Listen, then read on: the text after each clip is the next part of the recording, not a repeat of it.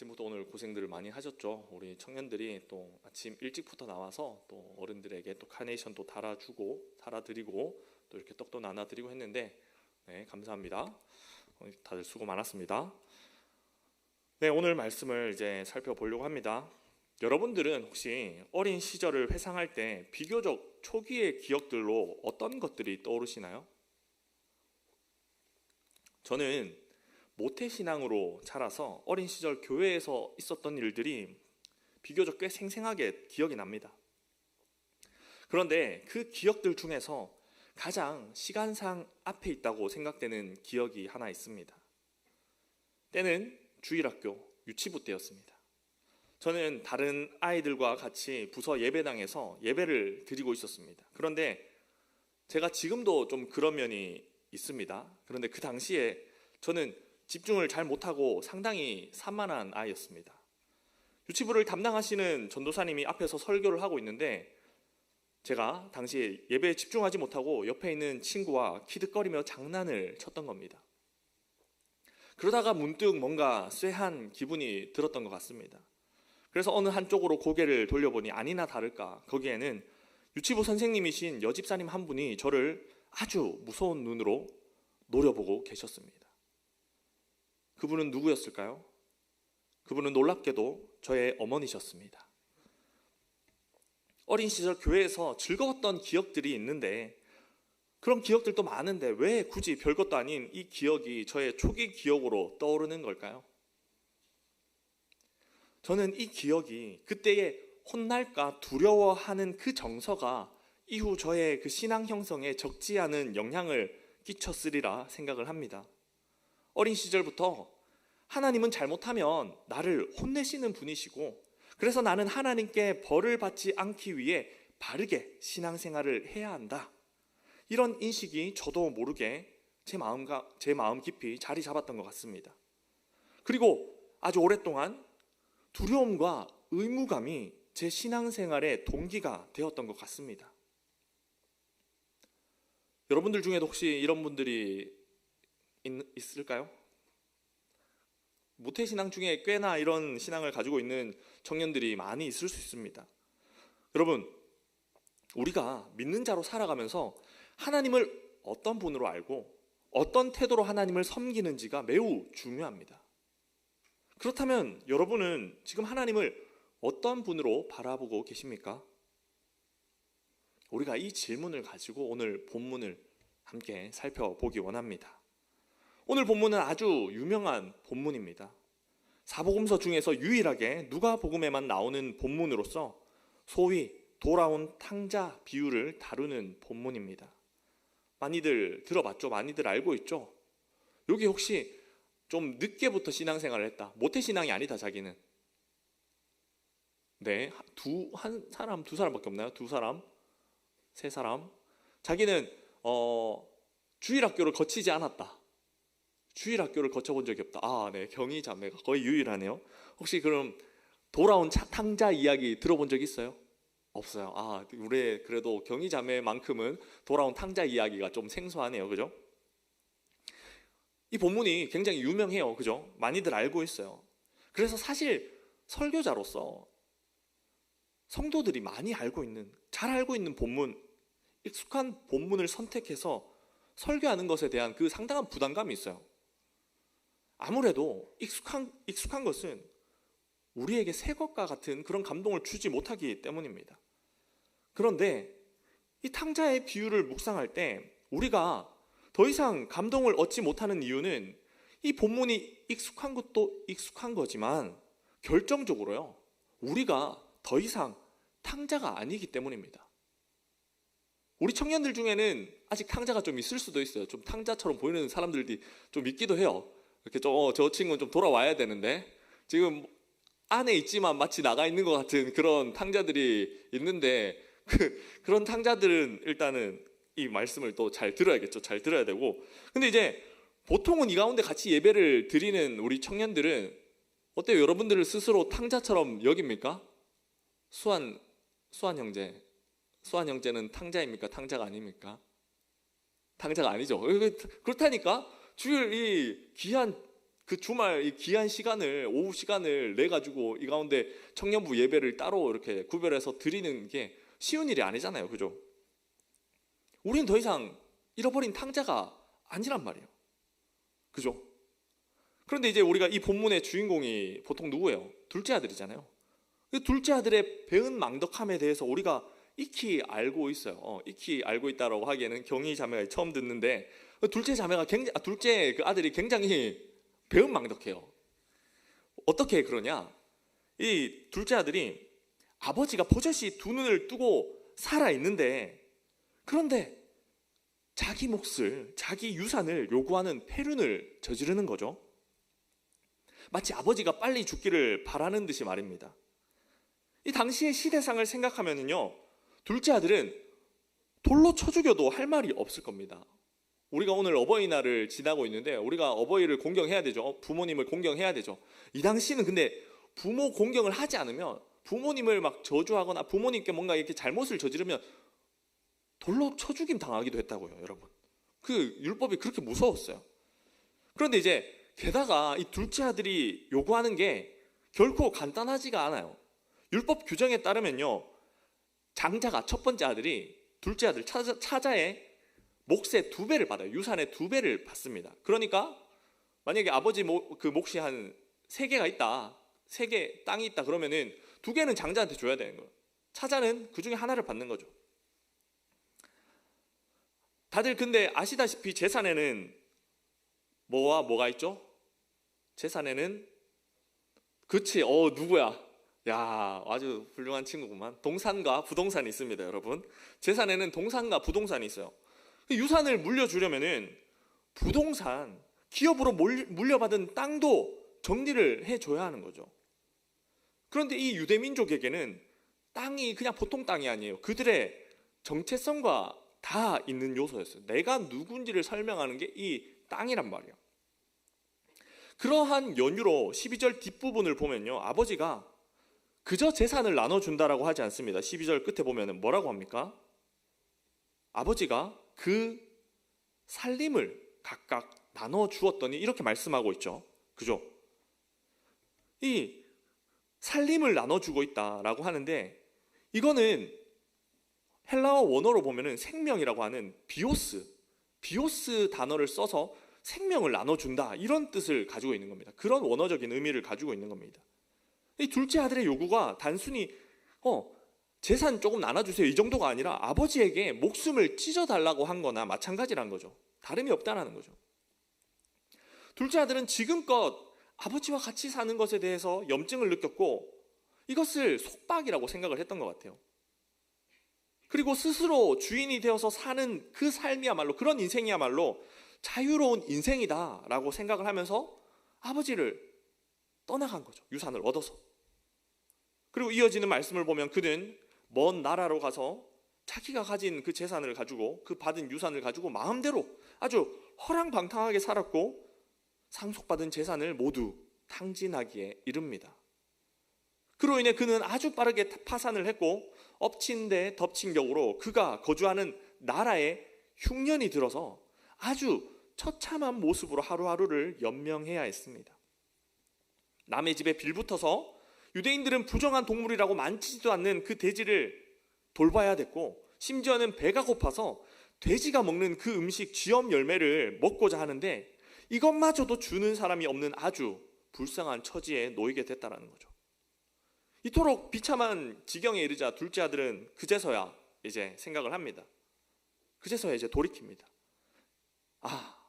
아들이 아니라 내가 아버지 집에 품꾼으로라도, 내가 일꾼으로라도, 돌쇠로라도 받아들여질 수 있으면, 이런 마음으로 아버지께 돌아가고자 합니다.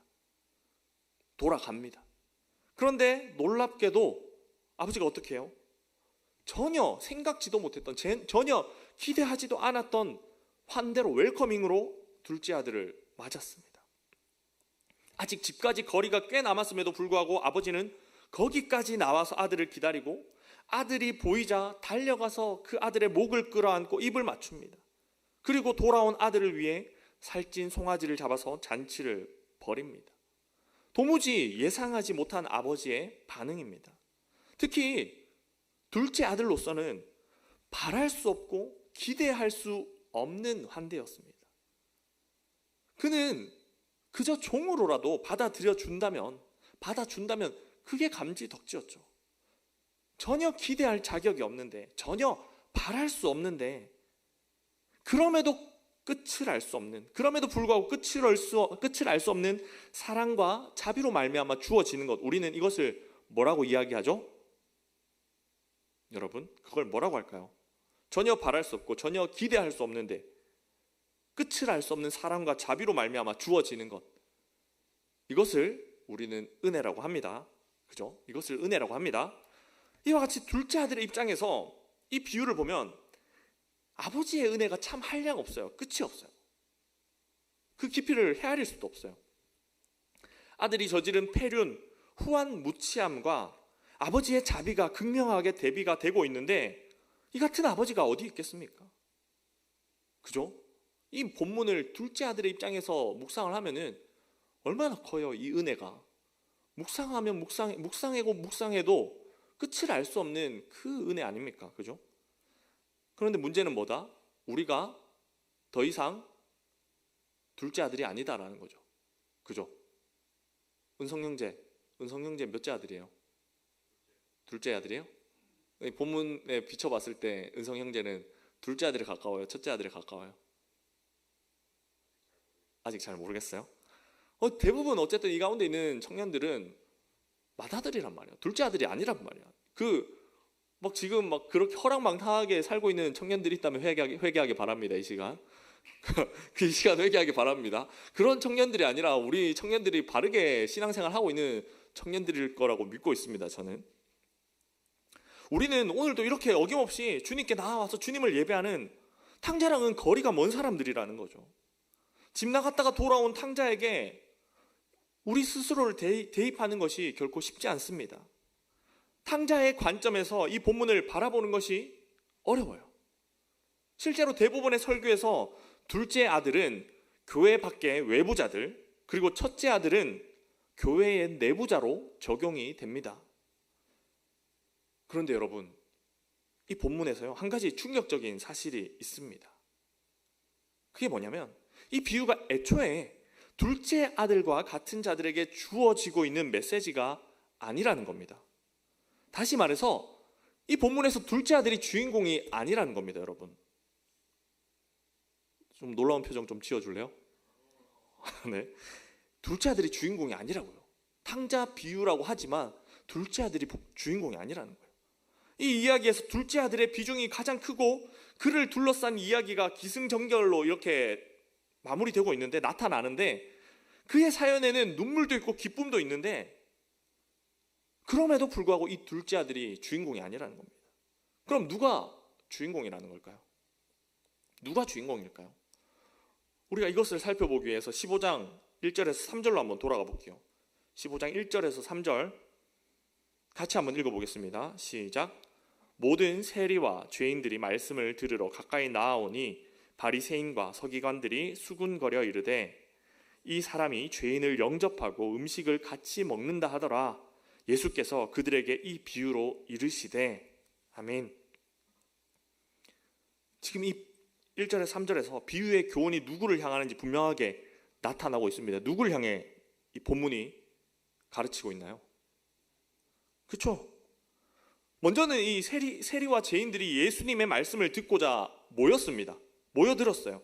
당시 세리들은 유대인들에게 로마에 바칠 세금을 징수하면서 로마 그 제국을 위해서 봉사하는 자들, 부역하는 자들이었습니다. 그리고 그들은 종종 정해진 세금 이상으로 세금을 걷어서 자신들의 배를 불렸습니다. 그래서 세리들은 당시 유대 사회에서 거의 반역자, 구계자 취급을 당했습니다. 매국노 취급을 당했습니다. 그리고 세리와 함께 언급되는 죄인들도 성경의 도덕범이나 정결의식, 이런 것들, 그 유대인의 전통적인 생활 방식을 따르지 않는 자들로서 그들 역시 사회에서 외면당한 사람들이었습니다. 철저하게 외면당한 사람들이었습니다. 예수님은요, 이처럼 상종하지 못할 사람들하고 어울리고 있었던 겁니다. 그러자 모범생이라고 자부하는 바리새인과 서기관들은 예수님과 그의 가르침을 못마땅하게 여겼습니다. 어찌 죄인을 영접하고 음식을 같이 먹을 수 있는가? 이렇게 수군거렸습니다. 그런데 이게 처음이 아니에요. 예수님과 종교 지도자들 사이에 비슷한 갈등이 전에도 있었습니다. 누가복음 5장 27절부터 보면은 예수께서 세리인 레위를, 세리 중에 한 명인 레위를 제자로 부르시는 것을 볼 수 있어요. 그런데 여기에 이제 레위가 모든 것을 버리고 예수님을 따릅니다. 그리고 예수님을 위해서 레위가 큰 잔치를 벌여 모아놨던 그 재산으로 잔치를 벌입니다. 그곳에 세리들도 함께 했습니다. 죄인들도 함께 했겠죠. 이것을 본 바리새인과 그들의 서기관들이 예수님의 제자들에게 너희가 어찌하여 세리와 죄인과 함께 먹고 마시느냐 이렇게 비방했습니다. 그때 예수님이 하신 말씀입니다. 누가복음 5장 31절과 32절 말씀인데 제가 한번 읽겠습니다. 예수께서 대답하여 이르시되 건강한 자에게는 의사가 쓸데없고 병든 자에게라야 쓸데있나니 내가 의인을 부르러 온 것이 아니요 죄인을 불러 회개시키러 왔노라. 아멘. 왜 세리와 죄인 같은 상종 못할 자들과 어울리냐는 그 비방에 예수님께서는 뜬금없이 자신이 이 땅에 오신 목적을 말씀합니다. 그 목적은 죄인을 부르러 오셨다는 겁니다. 그러면서 한 가지 짧은 비유를 이야기하시는 게 건강한 자에게는 의사가 필요 없지만 병든 자에게는 의사가 필요하다는 겁니다. 여러분, 이 비유를요 예수님께서 의도하시는 바대로 치환해 보겠습니다. 의인에게는 예수님이 필요 없지만 죄인에게는 예수님이 필요합니다. 결국 세리와 죄인들에게는 예수님이 필요하니 예수님께서는 그들과 함께하며 그들과 어울리신다는 거죠. 하지만 정작 예수님은 바리새인과 서기관들에게 예수님은 정작 묻고 싶은 게 있었습니다. 묻고 싶으셨습니다. 그게 뭘까요? 너희는 정말 내가 필요 없느냐라는 거죠. 너희에게는 정말 내가 필요 없느냐라고 묻고 싶으셨을 것 같습니다. 이런 맥락으로, 이와 같은 맥락으로 15장에서는 바리새인과 서기관들이 수군거리는데 이 수군거림에 대해서 예수님이 세 가지 비유를 들어서 말씀을 하시는 거죠. 4절부터 7절까지는 잃어버린 양의 비유, 그리고 8절부터 10절까지는 잃은 드라크마, 동전 비유, 그리고 오늘 우리가 함께 읽은 11절에서 32절까지 잃은 아들 비유가 나오는 거죠. 이 제목에서부터 우리가 알 수 있듯이 세 비유는 하나의 시리즈입니다. 하나의 시리즈예요. 잃어버림에 대한 이야기를 하고 있는 거죠. 예수님은 이 세 가지 비유를 통해서 잃어버린 영혼이 돌아오는 것을 하나님이 얼마나 기뻐하시는지에 대해서 가르치고자 하셨습니다. 그리고 세 가지 비유 중에서도 오늘 본문은 절정에 해당하는 비유입니다. 이 비유 속에는 바리새인과 서기관들, 종교 지도자 그룹을 대변하는 인물이 따로 등장하기 때문에 더욱 특별합니다. 이 맥락들을 우리가 쭉 종합을 해봤을 때 우리는 비유 속 메시지가 결국은 예수님 앞에 모여있는 그 무리들 중에 특별히 바리새인 그리고 서기관들, 이 종교 지도자 그룹을 향해 있다는 사실을 어렵지 않게 추론할 수 있습니다. 오늘 본문 말씀이 죄인들과 어울린다는 이유로 예수님을 비방하고자 하는 종교 지도자들에게 주어진 말씀이라는 겁니다. 짐작하셨겠지만 잃어버린 아들 비유에서 종교 지도자들을 대변하는 인물은 누구죠? 첫째 아들, 둘째 아들이 아니라 맏아들입니다. 다시 말해 우리는 둘째 아들도 둘째 아들이지만 주인공으로서 맏아들을 주목할 필요가 있다는 뜻입니다. 그리고요, 실제로 비유 속에서 문제가 심각한 쪽도 둘째 아들보다 오히려 맏아들 쪽입니다. 무슨 근거로 그들의 문제가 더 심각하다는 걸까요? 결론부터 말씀을 드리면 비유 속에서 둘째 아들은 폐륜을 저지르고 방탕한 생활로 물질과 시간을 탕진했으나 결국에는 아버지와의 관계를 어떻게 합니까? 어떻게 해요, 여러분? 회복하죠. 회복합니다. 하지만 맏아들은요, 결말이 열린 채로 비유가 끝이 납니다. 맏아들은 분노했고 아버지는 타이르지만 거기서 이야기가 끝이 난다는 겁니다. 그가 장차 아버지와 관계를 회복하는지 회복하지 못하는지 제시되지 않습니다. 둘째 아들은요, 여러분, 탕자는 잃어버린 상태에서 되찾은 상태로 회복됐지만 맏아들은 여전히 잃어버린 상태라는 겁니다. 그래서 이 첫째의 문제가 더 심각하다는 거예요. 한번 상상해 보겠습니다. 예수님께서 이 비유를 말씀하시는 동안 바리새인과 서기관들이 어떤 반응을 보였을까요, 여러분? 그들은 비유 속에서 둘째 아들이 유대인들의 그 생활 방식을 거부하고 율법을 따르지 않는 세리와 죄인들을 대변하고 있음을 발견했을까요? 아마도 발견했을 겁니다, 여러분. 그리고 둘째 아들이 돼지보다도 못한 대우를 받는 그 비참한 처지에 처했을 때 바리새인과 서기관들은 여러분 어땠을 것 같아요? 어떤 마음을 느꼈을까요? 여러분 뭐 이런 마음이겠죠. 꽃이다. 서울에서도 이런 말 씁니까? 대구에서만 쓰는 말인가요? 꽃이다. 아니요? 안 써봤어요? 혹시 무슨 말인지 알아들어요? 알겠어요. 네. 꽃이다. 어떤 그 사람들에 대해서 동정심을 느끼기보다는 통쾌함을 느꼈을 거라는 거죠. 둘째 아들이 마땅한 처지에 처했다고 생각하면서 세리와 죄인들에게도 이와 같은 정의 구현이 이루어져야 한다라고 고개를 주걱거렸을 겁니다. 하지만 여러분, 이야기가 반전되었을 때는 어땠을까요? 아버지가 멀리까지 나와서 둘째 아들을 기다리고 그를 발견하자 달려가서 품에 안고 그를 위해 살찐 송아지를 잡아서 잔치를 열어주는 장면을 귀로 들으면서 바리새인과 서기관들은 어떻게 반응했을까요? 얼토당토 않는다라고 그렇게 이야기했을 겁니다. 돌로 쳐 죽여도 모자랄 페류나에게 잔치까지 열어준다고, 마땅히 벌을 받아야 할 자가 오히려 상을 받는다고 분노했을 겁니다. 비유 속의 맏아들처럼 말입니다. 29절과 30절에 나오는 맏아들의 항변에 바리새인과 서기관들은 더없이 공감했을 겁니다. 우리 29절과 30절 같이 한번 읽어보겠습니다. 시작. 아버지께 대답하여 이르되 내가 여러 해 아버지를 섬겨 명을 어김이 없거늘 내게는 염소 새끼라도 주어 나와 내 벗으로 즐기게 하신 일이 없더니 아버지의 살림을 창녀들과 함께 삼켜버린 이 아들이 돌아오매 이를 위하여 살찐 송아지를 잡으셨나이다. 아멘. 맏아들은 지금껏 아버지 말을 철저하게 순종했습니다. 아버지 명을 어긴 적이 없습니다. 흠잡을 데 없이 착한 아들로 동생과는 너무나도 대조적인 모습의 형이었습니다. 가정의 규율을 거부하고 자기 마음대로 살고자 아버지의 생명을 찢으며 떠나버린 동생과는 비교가 불가합니다. 그러니 이 형님이 얼마나 화가 났겠습니까? 얼마나 분노가 치밀었겠습니까? 자신은 순종했는데, 자신은 잘 섬겼는데 어째서 아버지는 내가 아닌 동생에게 잔치를 베푸는 걸까? 이렇게 말입니다. 상종도 못할 세리와 죄인들이 주류가 되어서 예수님과 먹고 마시는 걸 보는 바리새인과 서기관들의 못마땅함이 이 맏아들의 분노를 닮아 있다는 거죠. 여러분, 맏아들의 문제가 무엇입니까?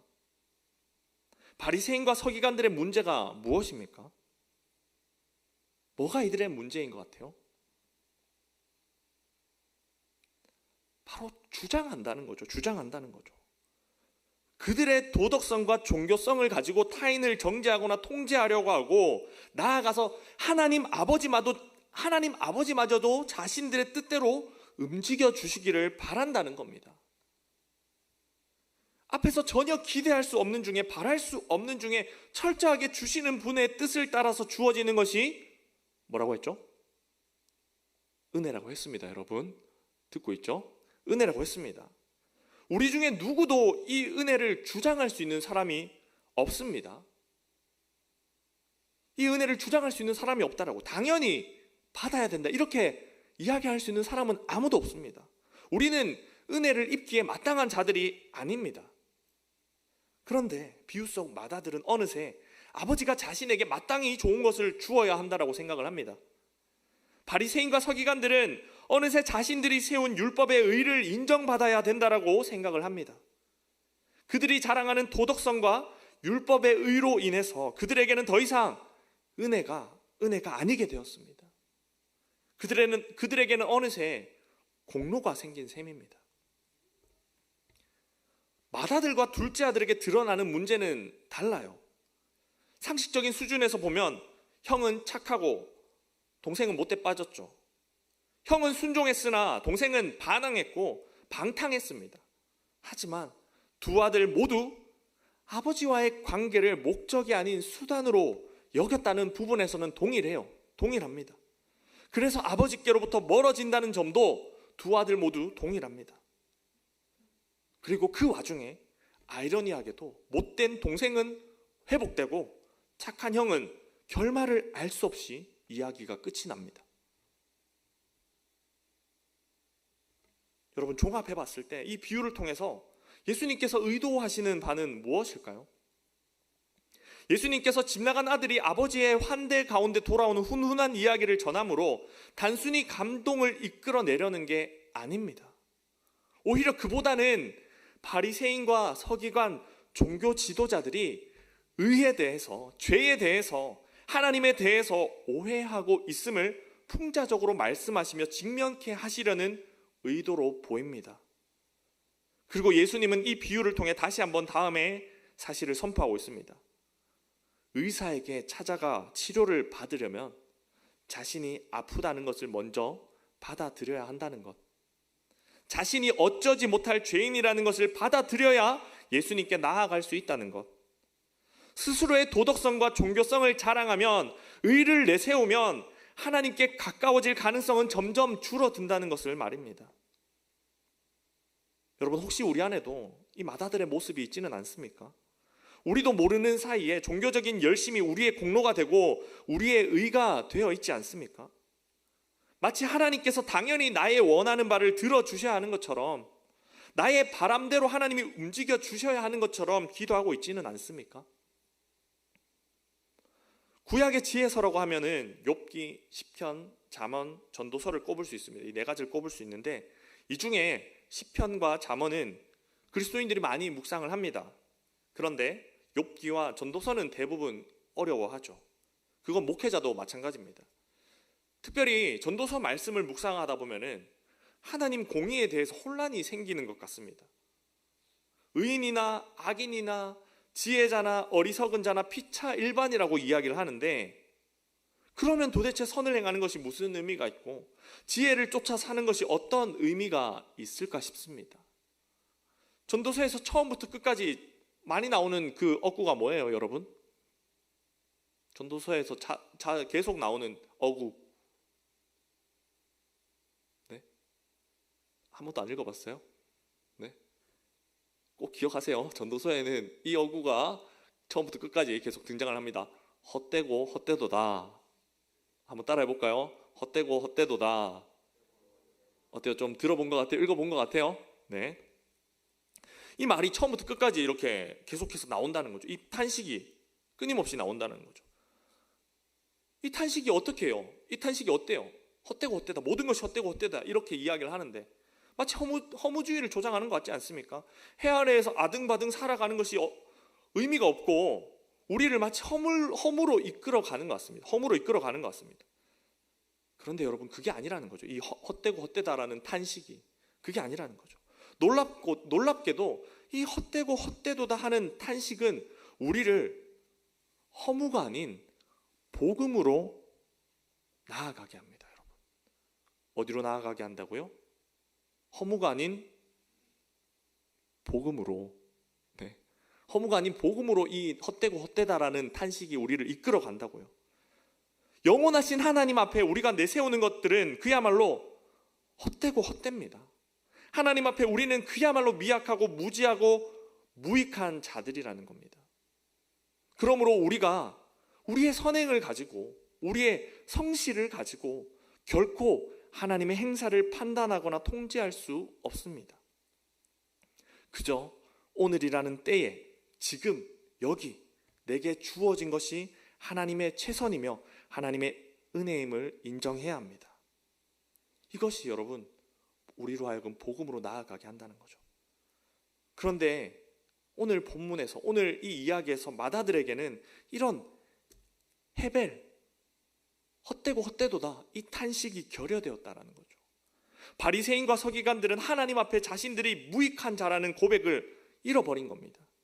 그래서 이들은 은혜를 은혜로 여기지 못합니다. 여러분, 특별히 복음 앞에 우리는 마다들과 같은 모습을 경계해야 됩니다. 나 스스로에게 아무 공로나 소망이 없음을 인정해야 합니다. 나는 한 것이 없고 할 수 있는 것이 없습니다. 오직 예수님께서 다 하셨습니다. 오늘도 그리스도의 보혈의 공로만을 의지합니다. 이 고백을 하고 또 해야 합니다. 영원하신 하나님 앞에 우리의 선행, 수고, 지혜, 이 모든 것이 헛된 줄 안다면 우리는 오직 하나님의 은혜에 기댈 수밖에 없습니다. 결코 하나님 앞에, 복음 앞에 마다들과 같이 주장하는 모습으로 설 수 없는 것입니다.